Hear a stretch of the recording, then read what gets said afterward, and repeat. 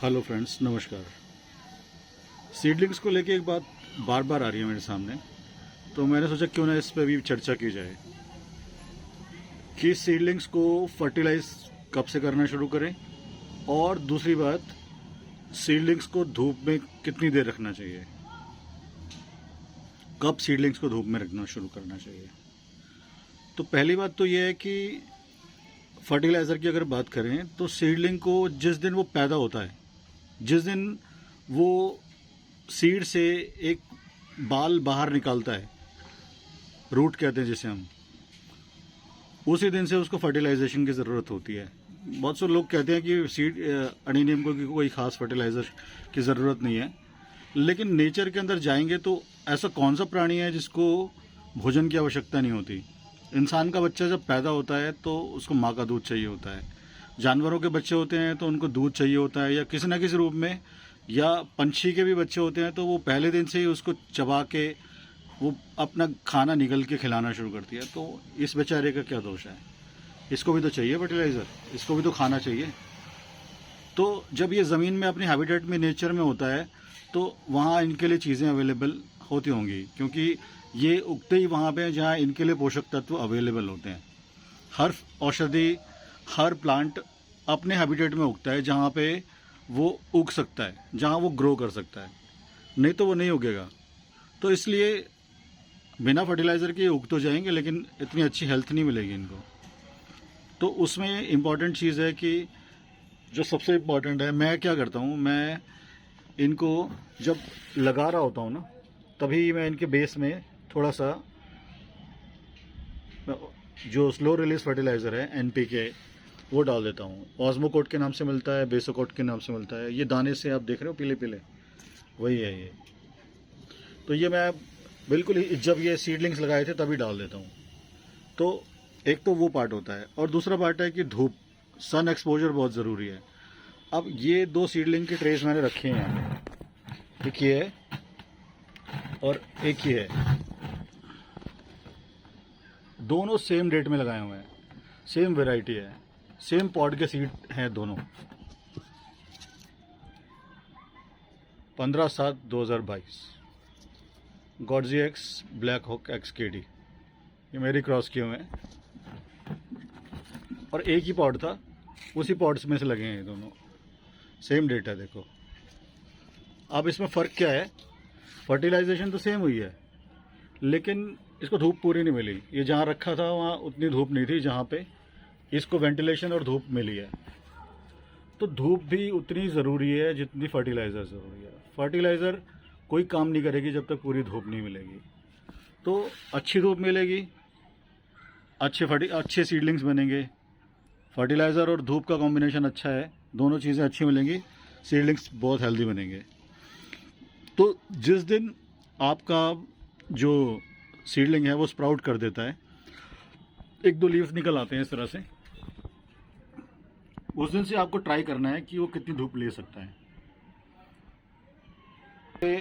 For example एक ये जगह है मेरे पास, यहाँ पे या तो जाती हुई धूप आती है, इस समय थोड़ी धूप आ रही है, या सुबह आती हुई धूप इस कोने से थोड़ी सी आती है। ये कोना है, यहाँ से ये ईस्ट है जो सामने दिख रहा है, उधर से उगते हुए सूरज की धूप थोड़ी सी आती है। मैं यहाँ रख देता हूँ। जब वो थोड़े से स्ट्रॉन्ग लगने लगते हैं, मुझे थोड़ा सा लगता है कि उनको हेल्थ आ गई है, थोड़ा सा फूलने लगी है बॉडी, उसको मैं धीरे धीरे शिफ्ट कर देता हूँ इस एरिया में। यहाँ पे मॉर्निंग शिफ्ट में मॉर्निंग टाइम में अच्छी धूप मिल जाती है, सुबह की बिल्कुल। और इस जगह पे जाते हुए पूरी धूप आती है, जैसे जैसे आगे करूँगा मैं इसको, यहाँ पे मेरे को पूरी धूप मिलेगी। तो 4-5 घंटे 6 घंटे यहाँ धूप आराम से मिल जाती है प्लांट्स को। अभी भी जाती हुई धूप चल रही है, आप शायद कैमरा नोट कर पा रहा होगा। तो जितनी धूप अच्छी मिलेगी और फर्टिलाइज़र अच्छा मिलेगा, पानी ठीक से मिलेगा, प्लांट की हेल्थ उतनी बढ़िया हो जाएगी। तो ये बात थोड़ी सी ध्यान रखनी है कि धूप हमें उसको रख के देखना है कि कितनी देर वो ले सकता है।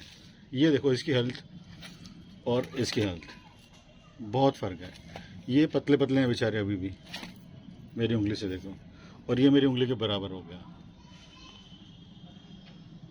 अप्रॉक्सीमेटली 2 महीने ही हुए हैं, अभी 9वां महीना चल रहा है ना, 15/7/22। आज 19 तारीख है, 19 है, 18 है शायद। तो अप्रॉक्सीमेटली 2 ही महीने मान लेते हैं, इतना ही हुआ है। और उसके अंदर इसकी हेल्थ देखो और इसकी हेल्थ देखो, तो ये फ़र्क पड़ता है सनलाइट का। सन एक्सपोजर चाहिए। कुछ लोगों का कहना था कि सर ये तो 2 महीने से हमने धूप में रखे नहीं, पतले पतले हैं, मोटे क्यों नहीं हो रहे, हेल्थ अच्छी क्यों नहीं हो रही। हेल्थ अच्छी होगी नहीं, उनको धूप नहीं मिलेगी। तो खाना है इनका, जैसे हमें सांस चाहिए और दूसरी चीज़ें चाहिए, हमारे शरीर को भी धूप चाहिए, लेकिन उतनी चाहिए कि विटामिन डी हमें पूरा मिल जाए। लेकिन ये तो उगते ही धूप के अंदर है, पूरा इनकी हैबिटेट जो है वो पूरी सनलिट होती है। तो हम इनको धूप से कैसे वंचित रखें? धूप तो इनको मिलनी ही चाहिए, तभी अच्छी हेल्थ बनेगी इनकी, अदरवाइज़ ये सही हेल्थ में नहीं जाएंगे। अब ये मेरे प्लांट जो यहाँ पे रहते हैं इस एरिया में, यहाँ पे बहुत ज़्यादा धूप नहीं आती, क्योंकि वॉल्स हैं, इधर है, इधर से कटती है, इस साइड से धूप कट जाएगी, जो ऊपर आती है जब तभी आती है। लेकिन मेरा एक एरिया ऊपर है, यहाँ पे जो प्लांट्स रखे हैं उनकी हेल्थ बिल्कुल यहाँ के प्लांट से बहुत अच्छी हो गई है। मैंने ये एरिया जो है वो थोड़े टाइम पहले ही बनवाया है, तो वो डिफरेंस मैं अब समझ पा रहा हूँ कि बिल्कुल पूरे टाइम धूप में पड़े रहने वाला प्लांट और जो यहाँ एक टाइम बाउंड धूप आती है उनमें और उसमें क्या डिफरेंस हो सकता है। तो यहाँ के प्लांट्स में और वहाँ के प्लांट्स में बहुत डिफरेंस आ गया है। यहाँ बस बहुत कम, ये देखो लंबे लंबे हो रहे हैं सारे। ये सेम वैरायटी का प्लांट मैं ऊपर दिखाऊंगा, ये इतना लंबा हो रहा है, ये अराबिकम है, और सेम वैरायटी का प्लांट मैं ऊपर दिखाऊंगा, उनमें क्या डिफरेंस आ गया। सेम एज है, सब कुछ सेम है। एक चीज़ और दिखाता हूँ, ये मैंने इसको बिल्कुल ओपन में छोड़ दिया। ओपन में रहे तो बेटर है, उतना ही अच्छा है जितना ओपन में रहे। बहुत धूप नहीं आती यहाँ पे, लेकिन ओपन में है, तो ओपन में रहने से धीरे धीरे एनवायरनमेंट फ्रेंडली हो जाते हैं, और धूप तेज़ भी लगेगी तो धीरे धीरे सहने लायक हो जाएंगे। तो आजकल तो वैसे भी टेम्परेचर बहुत ज़्यादा नहीं है, अभी आजकल यहाँ 31-32 चल रहा है दोपहर में, और ज़्यादा से ज़्यादा 33-34 तक जाता है। तो इस टेम्परेचर में ये आराम से रखे हैं। सुबह 1-2-3 घंटे धूप आती है यहाँ पे, उतने ये ले रहे हैं। देखो कितने छोटे से सीडलिंग हैं, ये ज़्यादा नहीं तो 20 दिन के होंगे बस, तो ये इतनी धूप ले रहे हैं आराम से इस टेम्परेचर में। तो ये खुद डिसाइड करना है कि हमारे सीडलिंग कितनी धूप ले पा रहे हैं। जितनी वो ले सकते हैं उतनी ज़रूर देनी है उनको, फिर आप देखना उनकी ग्रोथ और वो कॉम्पैक्टनेस जो उनकी बनेगी वो अलग ही बनेगी। चलिए मैं ऊपर वाले कंपार्टमेंट में ले चलता हूँ अपने। यहाँ भी मेरे अच्छे प्लांट रखे हैं। ये प्लांट देखो पूरे फुल धूप में रखे हैं, बिल्कुल एलोंगेशन रुक गई है। कभी कभी लीफ प्रूनिंग कर देता हूँ इसकी मैं।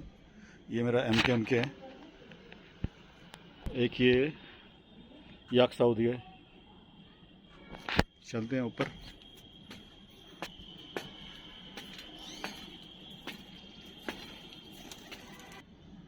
ये गॉर्जियस बिग फ्लावर है मेरा। लीफ प्रूनिंग कर रहा था सुबह, थोड़ी सी रह गई, छोड़ दी मैंने, धूप बहुत हो गई थी। अब यहाँ पे ये कॉम्पैक्ट है, कुछ नहीं हो रहा है, इसको कहीं नहीं जा रहा। और जो मेरे प्लांट लंबे लंबे हो रहे थे वो भी रुक गए। जैसे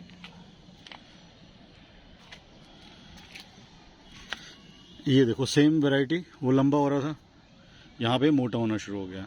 मैंने कुछ प्लांट ऊपर ला के रखे, ये अपने आप इन्होंने अपनी फॉर्म चेंज करनी शुरू कर दी है। ये देखो, और जो नीचे रखे हैं वो सब लंबे हैं। यहाँ इसलिए नहीं ला पा रहा क्योंकि जगह नहीं है, ये पूरा भरा हुआ है, चलने की जगह एक पगडंडी छोड़ी हुई है बस, तो उनको ऊपर लाना पॉसिबल नहीं हो रहा अभी। तो कुछ टाइम में कुछ चीज़ें यहाँ से नीचे लेके जाऊँगा और उनको ऊपर लेकर आऊँगा, कुछ करना तो पड़ेगा। खैर वो एक अलग बात है।